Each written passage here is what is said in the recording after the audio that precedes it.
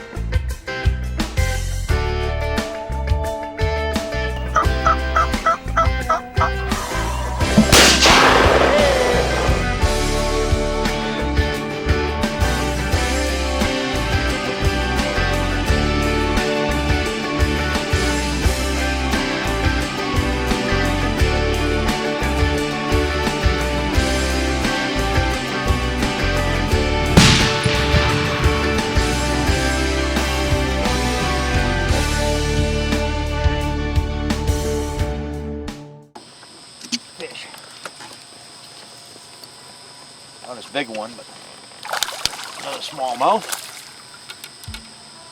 Well,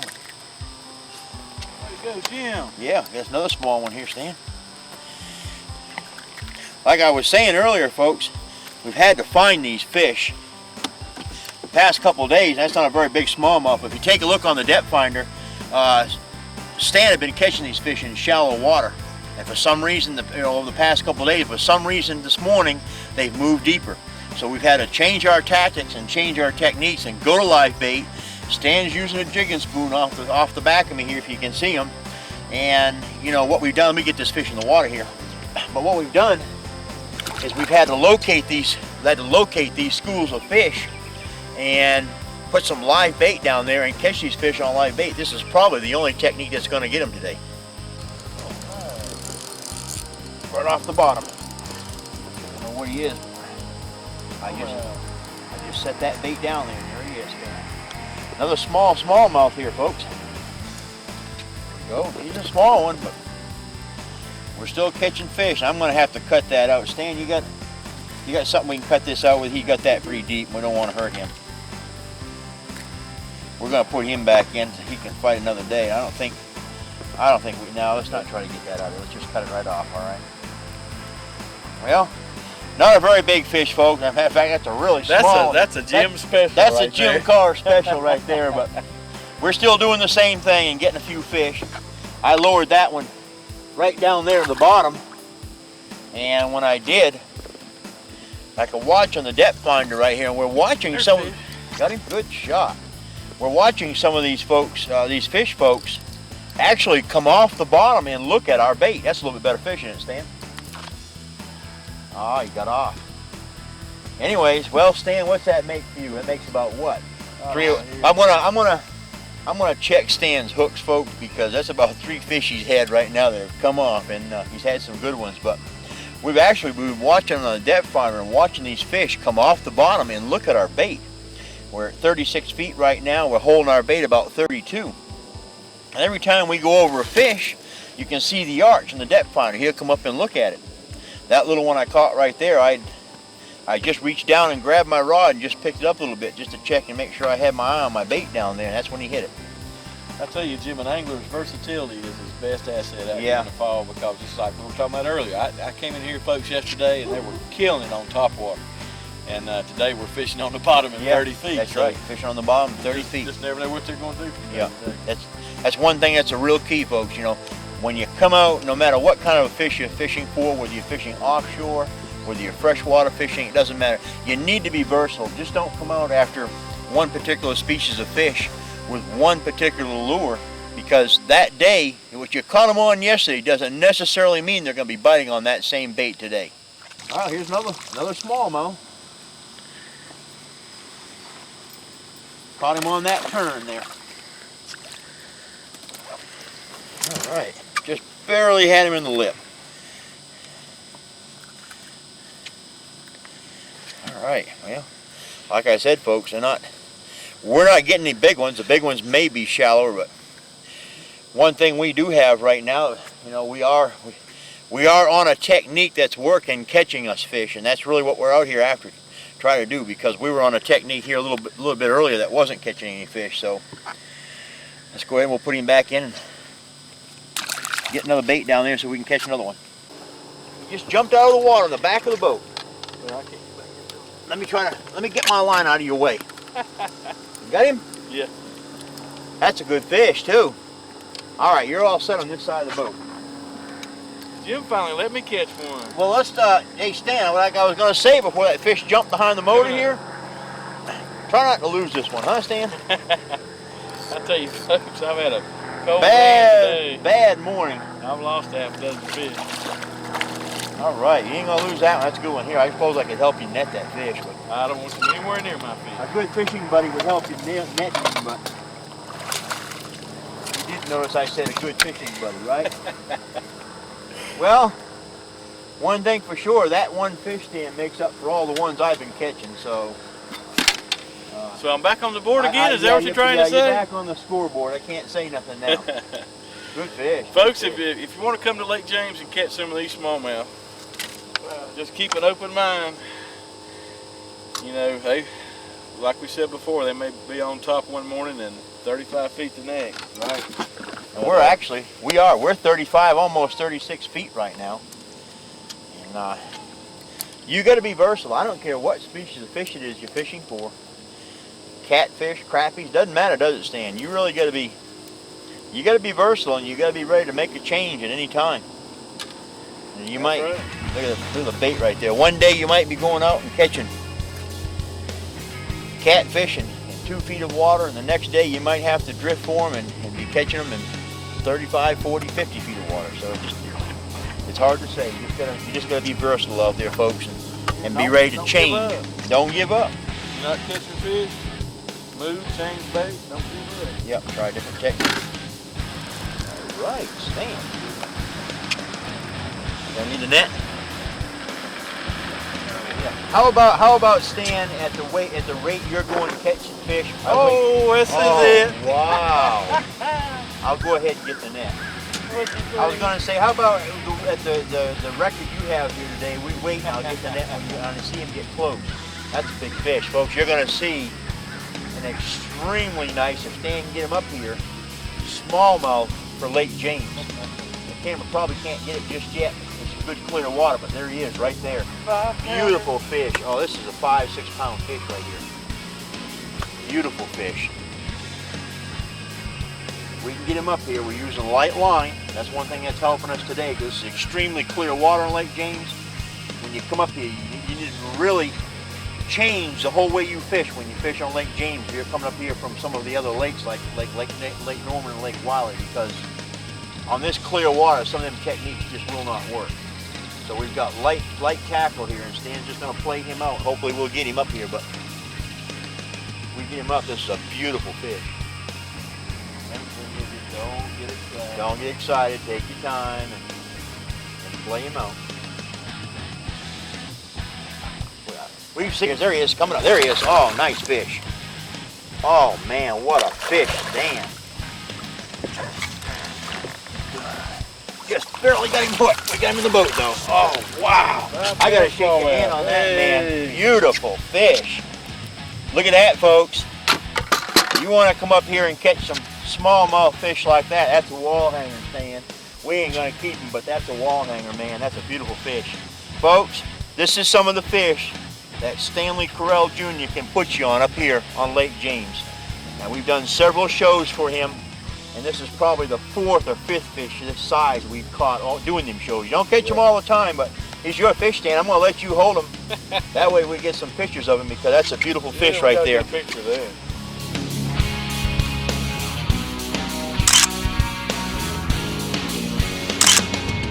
That's right, folks, we're gonna let him go.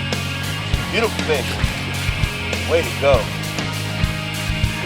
Man, why couldn't I caught that fish? I've been catching all these small ones, and folks, I gotta tell you, I've been making fun of Stan every fish I've been catching. I've been telling him, Stan, well, at least I'm catching fish, and you know, you're letting them go away. Some of us go for quality instead of quantity. But I can't say nothing anymore now. Tim, I don't know why these fish are in here like they are. The wind's been blowing. They may have put some bait back in here. I haven't fished this particular area in a good while, but Wednesday we had a 7-pound largemouth in here, caught shallow. 5.5. Caught some walleye. And walleye. Actually, the day before we got some walleye. Go ahead, Stan. But yeah, you know, they were getting smallmouth yesterday. Smallmouth were on top. Now they're 30 feet deep. But there's just so many fish back in this particular area. Well, where we are, folks, we're in a long arm here, up here on the lake, long cove, and I fished this lake for probably 5 or 6 years. I've never been back in this one. This is a new place for me, and it's a pretty good spot. But this is the cove you've been spending most of your time all weekend, isn't it, Stan? Yeah, I've been back in here for the last 3 days. The weather this week has been, it's late fall right now. We've had what? We've had bad rain through the weekend. Yeah. We had cloudy, nasty day on Monday because we did a show down here on Lake Norman. Tuesday it was decent. Wednesday I think it rained again, didn't it? And it's supposed to rain tomorrow, so we're really fishing just ahead of a front right now. So maybe these fish, you know, where the weather's been so unsettled and getting close to winter, they're probably a little more active than they usually be, and that might be they're maybe getting up in their fall transition period right now, getting into these coves. Typically this time of year, you're looking at fish, and you know, I'm talking smallmouth now, but you're looking at fish from 2 to 10 to 15 feet deep. Mm-hmm. And you know, sometimes you'll catch them out a little bit deeper like we are now, but hardly ever. The weather's just been so crazy. This time of year, yeah. Yep. But I'm hoping that these fish are going to be stable and be in this general area for the next week or so. Right. Come here and make the best of it. Now, sooner or later, Stan, will these fish have a tendency to start moving up in the shallows? Well, or is it getting late enough a year now? So maybe now it's getting late enough a year where they're going to start to move back in their wintering holes. Yeah, we'll just have to. It's hard to say. It's really hard to say. It all depends on the weather. But you know, Jim, where we're fishing, you know, we started out with some jigging spoons in this deeper water. Mm-hmm. They wouldn't hit it. No. Without the live bait presentation that we're using now, we wouldn't have caught any fish. Really, yeah. You wouldn't have a shot at. You wouldn't be seeing this show right now if we hadn't been using live bait. I know a lot of you guys out there probably frown on using live bait, but you know, this is just another technique where if we had been out here for artificials, we could have maybe been out here all day and caught 3 fish, and we've already boated 6. Yeah. So, you know, makes a lot of difference some days. You just never know. Next week I'll be back in shallow water again, throwing that Jingaroo salt crawl top again. water, top water. Yep. Finally got one to hit the spoon. They they haven't wanted a spoon or anything erratic all day. They wanted something just slow and Yeah. stuff. But like, man, this is a pretty good fish. Move this rod out of your way. If you don't mind, I might need it. You want the net? Yeah, most definitely. Most definitely. Don't tell me you got another one of them 5.5 pound fish now. I don't know if it's quite that big, but it's a good one. Yeah. There he comes. Oh, nice fish. Another good one. Now he hit that spoon. Yeah, fishing a 1/2 ounce silver buddy, just trying to cover a little bit of water. Okay. Just killing a little bit of time with it. Finally got one to hit the spoon. Another good fish. All right. That one there's got a little more color, doesn't he, Stan? He does. It's a pretty fish. Sure is. He wasn't getting away. You had him stuck about every place you could stick a fish. It helps to have 6 hooks. Sure does. All right. Good fish.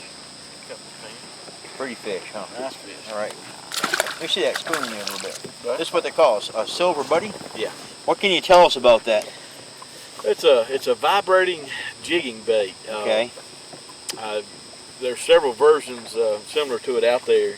Sonar is another company that makes something similar to that, and you can cast it up on points and a deeper structure, and just kind of hop it back. All right. It vibrates. You can feel it in your rod actually. Okay. Whenever you're working the bait. It's just a thin piece of shiny steel is all it is with lead molded on each side. Isn't it, for the weight? Basically, yeah.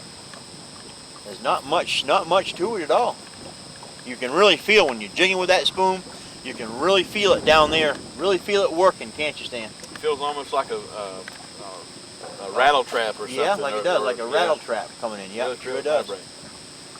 Makes a real good jigging spoon because that vibrating down there like that creates a lot of vibration in the water. A lot of you guys know that vibration will help promote strikes, especially from bass and fish like that. So that vibration is just something that helps add to you helping you catch more fish. On, swimming up the top, Stan. He's not that big. I don't need the net, Stan. He's not that big. Once again, Stan. I know we don't need a Once net again, for your fish. it's my fish. He's not that big. Man, I just can't. The big ones, folks, are just coming hard to come by for me. Cold front fish. Yeah, that's cold front fish, but there we go. Another little Lake James smallmouth. Jim, we've moved into 40 feet of water now. That fish come out of 40 feet, didn't 40 it? feet Sure of did, water. yeah. We moved around a little bit. Storm front's coming in. I don't know if you can see it behind me here, but we are expecting a storm here tonight and tomorrow. We're supposed to get some rain, cold front coming in, and wind started blowing a little bit. And we were moving in shallow, but Stan marked some fish in 40 feet, so we decided let's go ahead and set up on them and see if we couldn't maybe get these fish to do a little something, maybe get a little active. So we got one, and we'll see if maybe they've repositioned and got a little deeper on them. All right, folks, well, I hope you enjoyed today's show. Weather's coming in here, getting a little more cloudy, and you can see the wind's really whipping in down here, and the waves are getting up a little bit. It's getting late here in the day, and we're going to have to get on out of here. So I want to thank you for tuning in today's show. Stan, I want to thank you once again for putting on a good show today. You came through. Call the number on the bottom of the screen, folks. Give Stanley Correll a call if you want to come up here and catch some of these smallmouth. He'll put you on them there, and you'll have a great day. Stan also fishes for catfish. He also fishes for striper and crappie. So give this man a call. You'll have a great time. I want to thank you for tuning in today's show. Once again, I'm Jim Carr for Outdoor Sportsmen Television. We'll catch you somewhere next week in the great outdoors when we do it all again. Stan, appreciate it. Yes, sir. All right.